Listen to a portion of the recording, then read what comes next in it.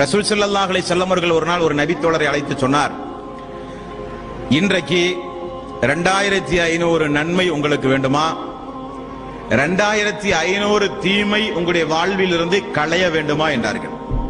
2500 நன்மை உங்களுக்கு ஒரே நாளில் கிடைக்கின்ற வழியை நான் சொல்லித் தரவா வேண்டுமா, 2500 தீமைகள் உங்களுடைய வாழ்வில் இருந்து ஒரு நாளைக்கு களையப்பட வேண்டுமா என்று ரசூல் ஸல்லல்லாஹு அலைஹி வஸல்லம் அவர்கள் கேட்டார்கள். ஆமாம் யா ரசூலல்லாஹ். அப்ப நபிகள் நாயகம் ஸல்லல்லாஹு அலைஹி வஸல்லம் அவர்கள் சொன்ன பதிலை பாருங்கள்.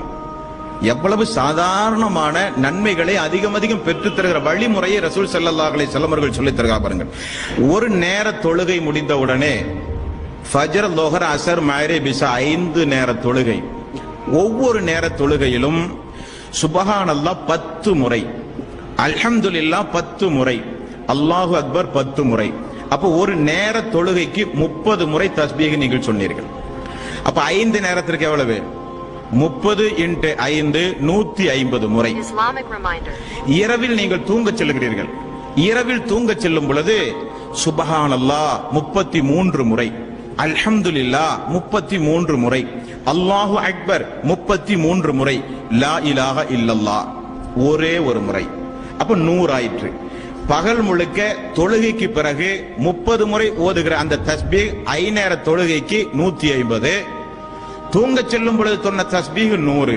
அப்ப 150 × 100, 150 + 100 250. 250 முறை நீங்கள் சொன்ன இந்த தஸ்பீகை அல்லாஹ் 2500 நன்மையாக வானவர்களிடத்திலே அல்லாஹ் எழுத சொல்லுகிறான். இதுதான் 2500 நன்மைகளை நீங்கள் பெறுகிற சுலபமான வழி என்று ரசூல் ஸல்லல்லாஹு அலைஹி வஸல்லம் அவர்கள் சொன்னார்கள்.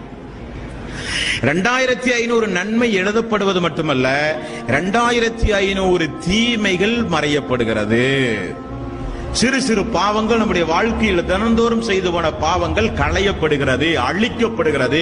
நபிகள் நாயகம் ஸல்லல்லாஹு அலைஹி வஸல்லம் அவர்கள் சொன்னார்கள். 2500 தீமையை செய்யணும்னா கொஞ்சம் பெரியவனா தான் இருப்பான் இல்லையா? அல்லாஹ் பத்தி ஜாஸ்தி பயமெல்லாம் ஒண்ணு இல்லாம பாக்குறவனு எல்லாம் திட்டிட்டு நடக்கிறானுங்களா இல்ல? இன்னைக்கு ரோட்ல பார்க்கும்போது திட்டுறான், வரும்போது திட்டுவான், பின்னாடி திட்டுவான், மறைமுகமா திட்டுவான். அதே தான் தொழிலே ஒரு சில பேர்த்துக்கு.